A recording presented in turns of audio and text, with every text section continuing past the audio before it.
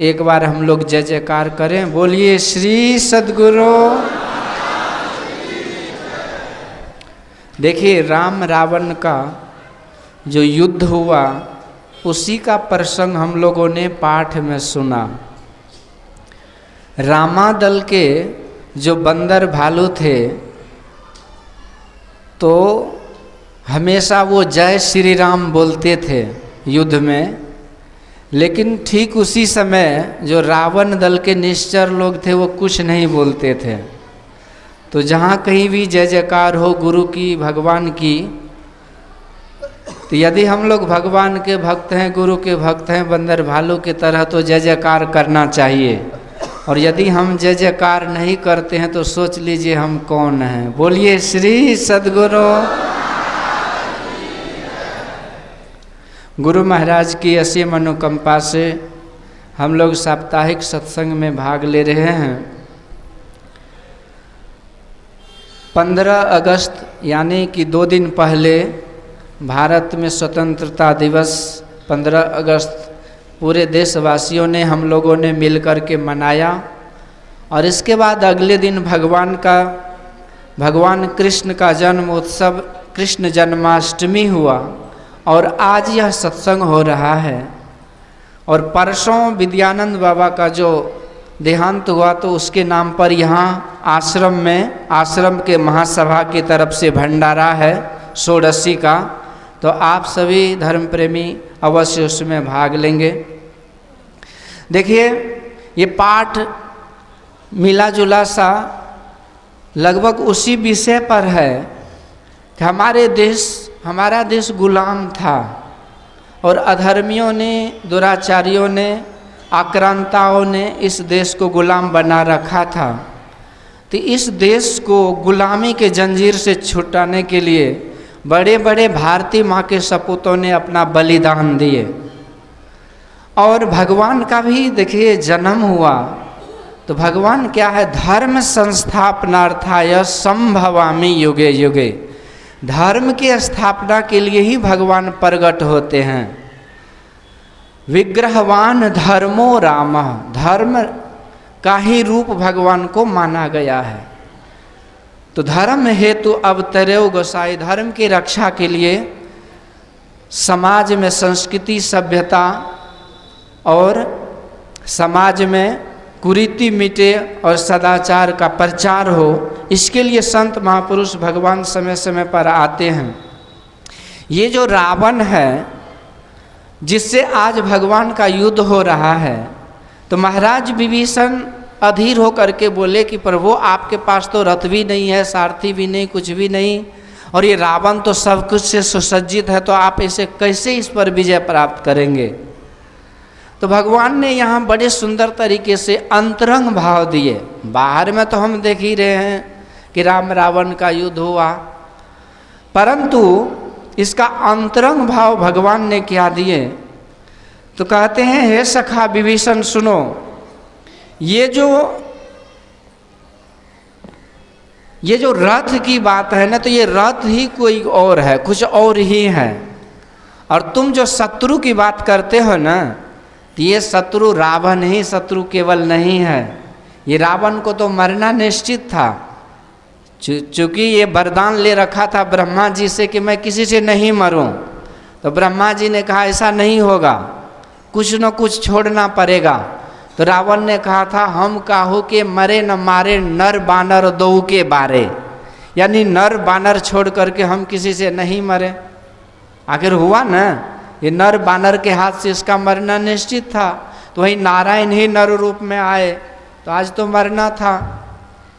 ऐसे भी एक दिन रावण ब्रह्मलोक गया था, ब्रह्मा जी को चुनौती दिया कि मैं अमर हूँ, मैं मृत्यु पर विजय प्राप्त कर लिया हूँ, मुझे कोई नहीं मार सकता। तो ब्रह्मा जी कहते, रावण तू जरूर मरेगा, आज के तीसरे दिन मरेगा। कल का मुहूर्त ऐसा है जिसमें कौशल नरेश, राजा दशरथ जो है, अयोध्यापति राजा दशरथ, उसका विवाह कौशल नरेश की पुत्री कौशल्या देवी से होगी, और उससे जो होगा संतान वो करेगा तुम्हारा काम तमाम। रावण बोला तुम्हारी बुद्धि सठिया गई है, वो क्या करेगा मेरा? रावण हाहाते हुए पुष्पक विमान से आया और अयोध्या में आकर के जो सरजू नदी में वो दशरथ जी जल क्रीड़ा कर रहे थे उसको पकड़ करके सुमंत सहित उसको समुद्र में डुबा दिया। और उधर कौशलपुरी गया और वहाँ कौशल्या महारानी जो राजकुमारी थी उसे लेकर के एक पेटी में बंद करके समुद्र के किनारे एक मछली को दे दिया, तुम इसकी रक्षा करो। और रावण फिर से ब्रह्मा जी के पास आकर डिंग देने लगा कि तुम ऐसे बोल रहे थे कि उससे वो होगा उससे वो होगा, वो दोनों को मैं ख़त्म कर दिया, न रहेगी बांस न बजेगी बांसुरी। पर देखिए विधाता का विधान, ये जो राजा दशरथ था ना, ये सरजू नदी से भसते भसते नाव के टूटे हुए तख्ता को के सहारे समुद्र में चला गया और समुद्र में तैरते तैरते किनारे हो गया। और वहीं जो मत्स्य राज जो पेटी वो कौशल्या महारानी का उसको दिया था रावण, तो उन्होंने किनारे पर रख कर के वो चारा करने समुद्र में चला गया वो मत्स्य राज। और राजा दशरथ ने उस पेटी को देखा तो सुमंत को पूछा, बोला कि इसे खोल करके देखो इसमें क्या है। तो खोला गया तो उसमें राजकुमारी निकली। तो राजा सुमंत ने कहा महाराज ये राजकुमारी है। परिचय पात्र हुआ तो दोनों का जब एक दूसरे से परिचय हुआ तो दोनों समझ गए कि हम लोग तो दुल्हा दुल्हन होने वाले हैं, मुहूर्त यही है। तो सुमंत जी कहते महाराज चिंता मत करो, मैं पंडित जी का काम भी जानता हूँ, आज अभी सुबह से शीघ्र मैं आपका इसी मुहूर्त में शादी करवा देता हूँ। तो सुमंत जी के निगरानी में राजा दशरथ का विवाह कौशल्या महारानी से उसी समुद्र के किनारे हो गया। श्री सद्गुरु। रावण वहाँ डिंग दे रहा था कि मैं तो दोनों को खत्म कर दिया। ब्रह्मा जी कहते रावण ये हो नहीं सकता है, यदि तुम मार दिए हो तो सबूत दिखाओ। तो फिर से रावण उस मत्स्य राज के पास आया कि वो जो राजकुमारी को दिया था पेटी में बंद उसे दो।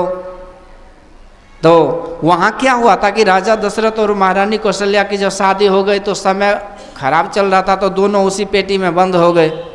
और उसी समय वो मत्स्य राज ने उसी पेटी को रावण को दिया। रावण उस पेटी को लेकर के ब्रह्मा जी के पास और खोला, देखो महाराज मरा हुआ ये। पर जैसे पेटी को खोला तो देखा कि शादी विवाह के मांगलिक वेश में राजा दशरथ और कौशल्या महारानी। तो ब्रह्मा जी कहते रावण तूने तो बोला कि इसको खत्म कर दिए, पर ये दोनों की तो शादी भी हो गई। रावण बोला अभी क्या हुआ, अभी मेरे हाथ में ये चंद्रहास खड़ग है, अभी मैं काम तमाम कर देता हूँ। जैसे मारने के लिए दौड़ा, ब्रह्मा जी कहते हैं मूर्ख मत बनो, देखो तूने प्रयास करके देख लिया, विधाता का विधान नहीं बदल सकता। और सुनो, यदि तूने इस दशरथ और कौशल्या को इस समय मार दिया तो ऐसा भी संजोग लिखा हुआ है कि इसके मरने से इसके शरीर से जो खून का वो बूंद टपकेगा उसी से राम प्रकट होकर के तुम्हारा काम तमाम कर देगा। तो रावण डर के मारे छोड़ छाड़ दिया, भगा दिया उसको। तो कहने का मतलब ही रावण को तो मरना ही था। तो भगवान कहते हैं सखा ये शत्रु कोई बड़ा शत्रु नहीं है, ये शत्रु जो है ना वो शत्रु सब जगह जो छिपे हुए हैं वो कोई और ही शत्रु है। देखिए रावण होता क्या है, रावण को दशानन भी बोलते हैं, 10 सिर वाले। और हम लोगों के पास 10 इंद्रियां हैं, इंद्रियों को भी घोड़ा ही कहा गया है, शरीर को रथ कहा गया है। तो जो 10 इंद्रियों के बस में रहते हैं और 60 विकार के शिकार रहते हैं, 5 विषय के बाजार में विचरण करते रहते हैं, उसी को रावण का रूप कहा गया है। उसका नाश होता है, उसका कभी कल्याण नहीं होता है। और राम, तो भगवान राम राजा दशरथ के घर आए।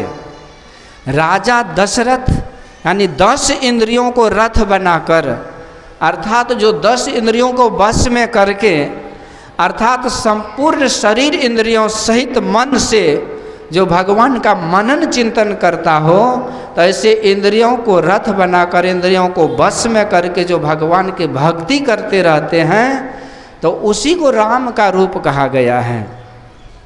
तो ऐसे जो दाशरथी भक्त होते हैं भगवान के, तो ऐसे यही रूप है राम का। तो कहने का अभिप्राय ये है कि शत्रु जो रावण है ना, ये हमारे अंदर जो संसार में जो विकार है यही शत्रु है। तो इसीलिए रावण कोई गलत नहीं था। रावण ब्राह्मण कुल में जन्म लिया था। विशस्रवा का बेटा रावण विशस्रवा पुलस्त ऋषि का बेटा था और पुलस्त ऋषि विधाता ब्रह्मा जी का ही मानस पुत्र था। रावण बड़े विद्वान भी थे और भोले बाबा के बड़े अनन्य भक्त थे।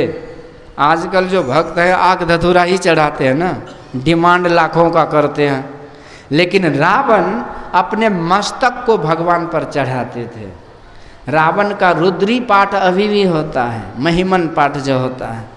तो बड़े ज्योतिष आचार्य थे रावण, लेकिन इतना बड़ा विद्वान और इतने उच्च कुल में होने के बाद भी रावण क्या कहलाया? राक्षस। क्यों? क्योंकि संसार ने उसको बेकार किया।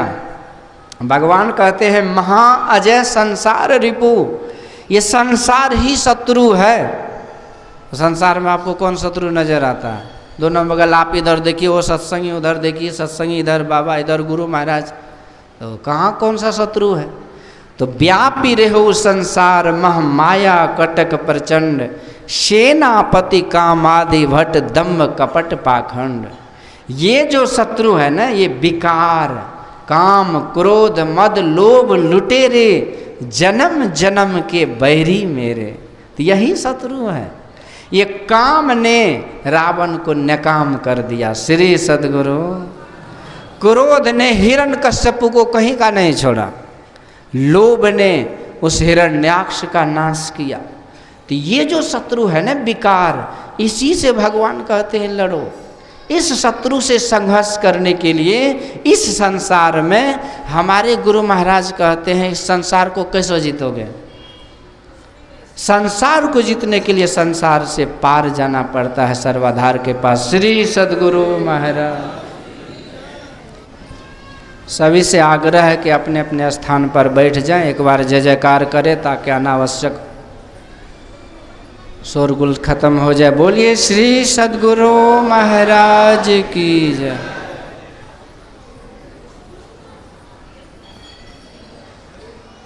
इस तरह से भगवान जो संकेत दे रहे हैं शत्रु, तो यही शत्रु है। संसार में ये विकार फैले हुए हैं, इस अंधकार में ये विकार के शिकार हम जीव हो रहे हैं।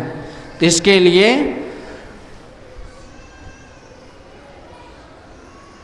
इस संसार से पार होने के लिए धर्ममय रथ पर सवार होना पड़ता है। धर्म क्या है? तो मानव का जो धर्म है, देह धरे कर यही फल भाई, भजिए राम सब काम विहाई। पर हम लोग केवल मानव नहीं हैं, व्यावहारिक दृष्टि में हम किसी के माता हैं, पिता हैं, भाई हैं, हम गांव समाज के भी कुछ हैं, हम इस देश के नागरिक हैं। तो देश के नागरिक होने के नाते देश की सेवा करना ये धर्म है, और देश की सेवा करते हुए भक्ति भजन करना परम धर्म है। इसी तरह कोई कुछ भी कर रहे हैं तो उसके लिए वो धर्म है, और वह कार्य को करते हुए भक्ति को करना ये परम धर्म है। इसी देश की सेवा के लिए भगवान ने उस रावण का संहार किया था, उद्धार किया था। भगवान कृष्ण ने कंस आदि का उद्धार किया था इसी देश की सेवा के लिए। और इसी देश की सेवा के लिए भगवान ने अर्जुन को भी कहा था, अर्जुन हत्वा तु मोक्षसि स्वर्गम जित्वा वा भोक्ष्यसे महिम तस्मात् उत्तिष्ठत कौन्तेय युद्धाय कृत निश्चय। अर्जुन, इस धर्म युद्ध में तुम यदि मारे जाओगे तो तुम्हारे लिए स्वर्ग का द्वार खुला हुआ है, और यदि तुम जीत जाओगे तो इस अखंड साम्राज्य का सुख भोगोगे। इसलिए मेरा स्मरण करते हुए तुम इस धर्म युद्ध को करो। तो इस तरह से भक्ति भजन करते हुए जो अपने अपने कर्मों में निरत रहते हैं तो परम धर्म को मानिए कि कर रहे हैं। तो इस धर्ममय रथ पर सवार होकर के ईश भजन सारथी सुजाना, ईश्वर की भक्ति ही सारथी है। देखिए, अर्जुन के रथ का सारथी भगवान कृष्ण थे, और इतने दिव्यास्त्र चले थे उस रथ पर कि रथ कब का जल करके खाक हो गया था। लेकिन तब तक ये रथ सुरक्षित रहा जब तक भगवान रथ पर रहे। जब महाभारत का युद्ध खत्म होता है तो आज भगवान अर्जुन को कहते हैं पहले तुम उतरो। पहले भगवान उतरते थे, आज अर्जुन ने उतरा रथ से, और जैसे भगवान उतरते हैं तो रथ जल के खाक हो गया। तो अर्जुन पूछा रहस्य क्या है? तो भगवान कहते अर्जुन तुम क्या समझते हो, ये इतने दिव्यास्त्र के बाद भी ये रथ सुरक्षित है? ये रथ कब का जल चुका था अर्जुन, लेकिन मैं तुम्हारे साथ था, मैं धर्म का रूप हूँ और इसीलिए ये रथ सुरक्षित था। तो इस भजन जो है ये सारथी है। सच्चा सारथी जब होता है तो हमें इस संसार सागर से जीत यानी परमात्मा की प्राप्ति करा देता है भक्ति के माध्यम से। अर्जुन गया था भगवान से मदद मांगने, जब युद्ध होने वाला था ना, तो दुर्योधन भी पहुंचा, तो दोनों को दिया गया कुछ न कुछ। तो जो नारायणी सेना थी वो दुर्योधन ले गया, और अर्जुन केवल बोला है कि सब आप ही मेरे साथ हो जाओ। तो बाद में भगवान अर्जुन को कहते हैं अर्जुन तू बड़ी नासमझी का काम किया। अरे भैया यदि तू नारायणी सेना ले लेता तो वो लड़ता भिड़ता तुम्हारे लिए तो हो सकता था कि तुम युद्ध जीत भी जाता, और तुम मुझ निहत्थे वासुदेव कृष्ण को लेकर के क्या करोगे? मैं तो युद्ध भी नहीं करूँगा उस महाभारत के युद्ध में। तो भगवान कहते सुनो, अर्जुन कहते सुनो महाराज, मैं नारायणी सेना नहीं नारायण को चाहता हूँ, क्योंकि जहाँ नारायण प्रभु है, जहाँ धर्म है, यतो धर्मस्ततो जयः, वहीं विजय है। तो भगवान कहते वो तो ठीक है, लेकिन हार तुम्हारी निश्चित है, दास हरदम रहेगा उदास। क्यों? क्योंकि माखन दुर्योधन ले गया, छाछ तुम्हारे पास। तो अर्जुन कहते सुनो महाराज मेरी हार नहीं होगी, आप चाहे जितना भी बोल दो। क्यों? सुनो, जीत हमारी निश्चित है, दास नहीं हो सकता उदास। अरे माखन ले गया तो क्या हुआ, जब माखन चोर है हमारे पास। तो माखन ले जाने दो दुर्योधन को, माखन चोर अर्थात आप मेरे पास है तो मेरी जीत निश्चित है। इस तरह से ये बड़ा अंतरंग रहस्य इस प्रसंग का है। गुरु महाराज कहते हैं कि साधना करने से, मन को भक्ति भजन में लगाते रहने से यही युद्ध होता है। मन निग्रह के समर क्षेत्र में इसमें युद्ध करना पड़ता है। तो इस तरह से मन को जह जह मन भगी जाए, ताहि तह तह से तत्क्षण फेरी फेरी लाइए लगाइए ध्येय में आपन। इस तरह से मन को भक्ति भजन में लगाना यही संघर्ष है। इसी को जीतने से जगत जेल को इस युक्ति से शून्य में ही तजना होगा।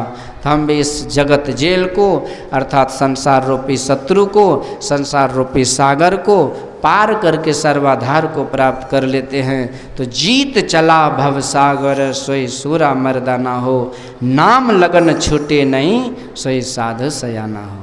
तो भक्ति भजन करते रहने से संसार पर विजयश्री और परमात्मा की प्राप्ति होती है, जीव का सदा सदा के लिए कल्याण होता है। यही दो शब्द आप लोगों की सेवा में कहा। बोलिए श्री सद्गुरु महाराज।